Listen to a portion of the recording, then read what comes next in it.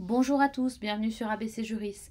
Aujourd'hui, je vais vous présenter le fonds de solidarité et vous expliquer les dispositions de ce fonds de solidarité pour le mois d'avril 2020 et je vous rappellerai les dispositions pour le mois de mars 2020 parce que si vous n'avez pas fait la demande, il est encore temps de la faire. Donc ce fonds de solidarité, il existe pour aider les entreprises dans le cadre de la baisse d'activité liée au coronavirus. Quelles sont les conditions? Tout d'abord, les conditions sont communes aux 2 mois. Il faut que ce soit une personne physique ou une personne morale dite de droit privé et que cette personne ait sa résidence fiscale en France ou qu'elle y exerce une activité économique. Il faut que cette activité économique ait débuté avant le 1er février 2020. Il faut que cette personne ne soit pas en liquidation judiciaire au 1er mars 2020. Il faut, pour la faute, que cette personne ait moins de 10 salariés ou qu'elle ait 10 salariés. Il faut que le montant du chiffre d'affaires de cette personne soit inférieur à 1 million d'euros et pour les sociétés dont l'exercice n'est pas clos, il faut que le chiffre d'affaires mensuel entre la création et le 29 février 2020 soit inférieur à 83 333 euros. Enfin, dernière condition, il faut que l'entité qui demande ne soit pas contrôlée par une société commerciale. Alors, quelles sont les conditions pour avril? J'ai un peu insisté sur certains points que j'ai mis en rouge qui sont les principales différences entre avril et mars. Je vous présente d'abord avril parce que c'est ce qui est au cœur de l'actualité. Je vous rappellerai après les dispositions pour le mois de mars pour ceux qui n'ont pas encore fait leur demande. Alors, il faut soit avoir été interdit d'accueillir du public entre le 1er avril 2020 et le 30 avril 2020. Attention, c'est vous, votre entreprise, qui ne peut pas accueillir du public. Peu importe que ce soit que vos sous-traitants ou que vos clients ne puissent pas accueillir du public et que donc vous ne puissiez pas exercer. La condition, c'est vous-même devez ne pas pouvoir accueillir du public. Dans ce cas-là, il n'y a pas de condition de perte de chiffre d'affaires pour demander l'aide. Si vous ne faites pas partie de la liste qui est précisée, je vous mettrai le lien de la vidéo, disant que vous ne pouvez pas accueillir du public, alors vous devez avoir perdu, votre perte de chiffre d'affaires doit être d'au moins 50% entre le 1er avril 2020 et le 30 avril 2020. Évidemment, le mois d'avril n'a pas 31 jours. Donc, perte de chiffre d'affaires de 50% entre avril 2020, soit par rapport à avril 2019, soit, et attention, c'est la nouveauté, par rapport au chiffre d'affaires mensuel moyen de l'année 2019. À vous de calculer ce qui est le plus intéressant pour vous. Il faut également que pour les entreprises qui ont été créées après avril 2019, ce sera le chiffre d'affaires mensuel moyen entre la création et le 29 février 2020. Attention, on prend en compte cette fois-ci les 2 premiers mois de février 2020 si vous avez créé après le 1er avril 2019. Il faut que le bénéfice imposable et les sommes versées aux dirigeants pour l'activité pour les entreprises en nom propre soit inférieur à 60 000 euros. Si le conjoint est un conjoint collaborateur, alors ce montant est doublé.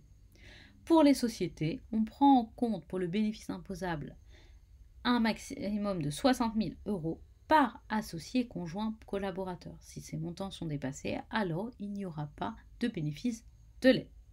Pour les exercices non clos, on tient compte de ces montants sur une durée de 12 mois. On lisse sur une durée de 12 mois jusqu'au 29 février 2020. Pour les personnes physiques ou les dirigeants majoritaires des personnes morales, il faut que ces personnes n'aient pas de contrat de travail à temps complet ou ne bénéficient pas d'une pension de retraite au 1er mars 2020. Attention, c'est bien la date du 1er mars 2020 qui est prise en compte, y compris pour l'aide d'avril. Donc, si vous avez un travail à temps complet au 1er mars 2020 ou si le dirigeant majoritaire de la personne morale a un travail à temps complet au 1er mars 2020 ou si vous bénéficiez d'une pension de retraite au 1er mars 2020 ou si le dirigeant bénéficie d'une pension de retraite au 1er mars 2020, vous n'avez pas le droit à l'aide. Également, il ne faut pas avoir bénéficié d'indemnités journalières d'un montant supérieur à 800 euros pour le mois d'avril 2020. En cas de société multiple, donc s'il y a plusieurs sociétés, on tient compte du cumul de l'ensemble des sociétés pour vérifier le respect des différents seuils. Quels sont les montants que vous pouvez percevoir maintenant? Si la perte de votre chiffre d'affaires est supérieure ou égale à 1 500 €, vous toucherez 1 500 €. Si la perte de votre chiffre d'affaires est inférieure à 1 500 €, vous toucherez le montant de la perte. Alors, comment est calculée cette perte?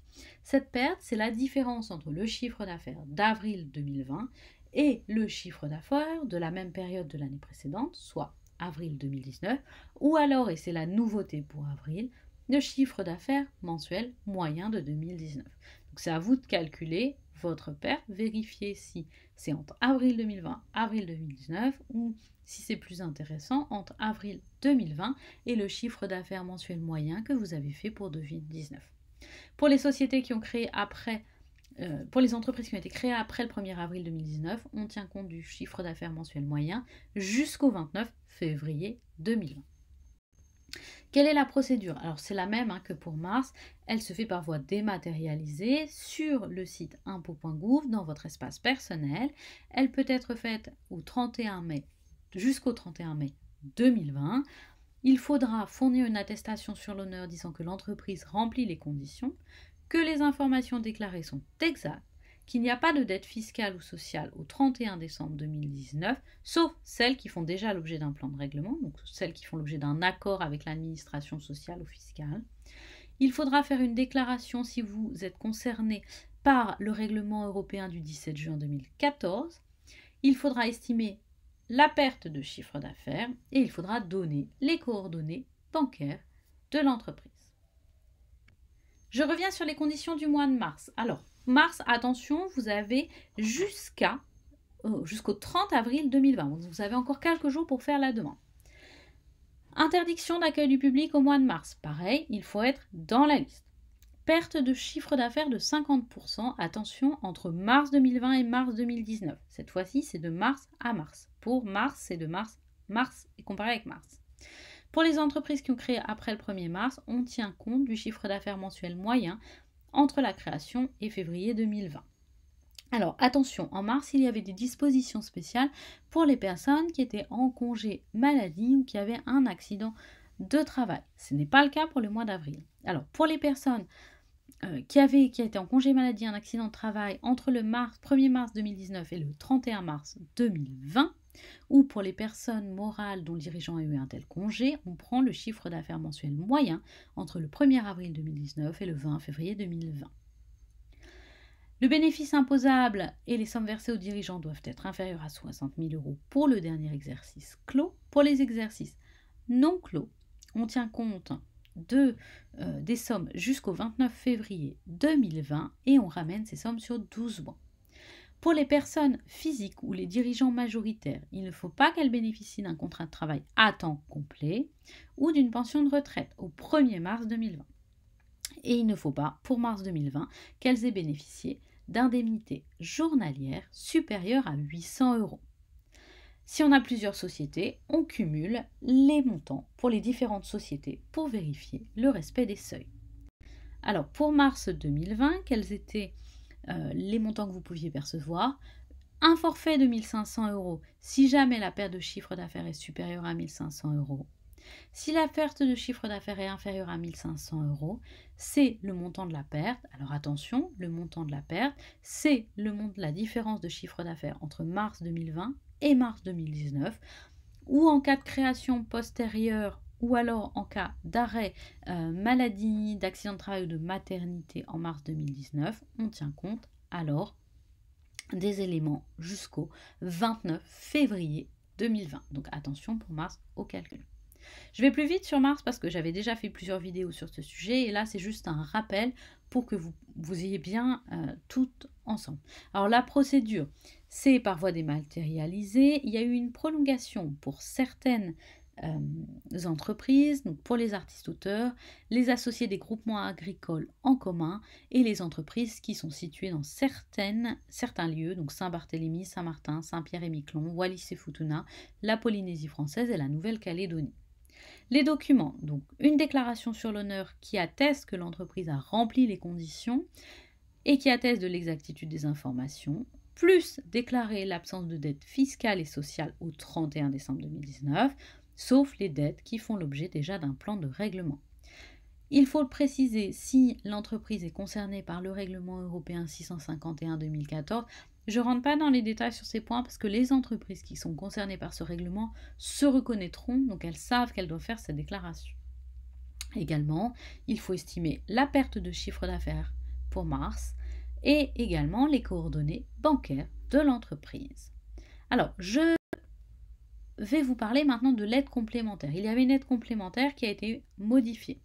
Pour les personnes qui bénéficient déjà du Fonds de solidarité et qui au 1er mars 2020 ont un salarié en CDD ou en CDI, vous pouvez bénéficier d'une aide complémentaire. Il faut que le solde entre votre actif disponible et les dettes qui peuvent être exigées sous 30 jours, auquel s'ajoute le montant de vos charges fixes, dont vos loyers, soit négatif. Autrement dit, vous ne pouvez pas payer vos dettes à 30 jours. Il faut que vous ayez demandé un prêt à votre banque pour votre trésorerie et que ce prêt ait été refusé ou que vous n'ayez pas eu de réponse sous 10 jours. Quels sont les montants dont vous pouvez bénéficier? Je suis désolée, cette diapositive est un peu petite, mais il y a beaucoup d'informations. Alors, selon le chiffre d'affaires de votre entreprise, vous pouvez bénéficier d'un montant entre 2 000 € et 5 000 €. Donc 5 000 €, c'est si le chiffre d'affaires du dernier exercice clos est supérieur à 600 000 €. Donc c'est déjà pour des entreprises d'une certaine taille. Cette demande se fait auprès des services de la région. C'est le conseil régional qui est en charge de cette demande. Alors pour certaines collectivités, ce sont d'autres collectivités territoriales. Vous avez la liste dans la vidéo. Donc là, pour cette aide, parce qu'elle concerne beaucoup moins d'entrepreneurs, je vais plus vite. Il faut faire une attestation sur l'honneur disant que l'entreprise remplit les conditions et que les informations déclarées sont exactes. Il faut indiquer également si vous êtes concerné par le règlement 651/2014. Il faut décrire la situation de l'entreprise et faire un plan de trésorerie à 30 jours. Il faut indiquer le montant du prêt refusé, le nom de la banque et les coordonnées de l'interlocuteur que vous avez eu auprès de cette banque. Alors, voici les informations sur le fonds de solidarité. Alors, je vais reprendre ici, pardon. Voici les informations sur le fonds de solidarité pour avril et pour mars. Attention, les conditions pour les 2 mois sont différentes. Je vous ai également précisé pour l'aide complémentaire les montants que vous pouviez percevoir et les conditions. Pour l'aide complémentaire, le mieux est de lire les diapos. Je vous mettrai les liens des textes sous la vidéo. N'hésitez pas à me contacter si vous avez besoin d'informations supplémentaires ou si vous souhaitez que je fasse certaines vidéos pour les entreprises. Je vous retrouve très bientôt sur ABC Juriste. Merci à tous ceux qui s'abonnent pour me soutenir. N'hésitez pas à partager cette vidéo, à cliquer sur le lien d'abonnement, à cliquer sur la petite cloche pour obtenir les notifications des nouvelles vidéos. Je vous retrouve très bientôt sur ABC Juriste. Et évidemment, je ferai une nouvelle vidéo dès que de nouveaux textes sortiront en lien avec les aides pour les entreprises et le coronavirus.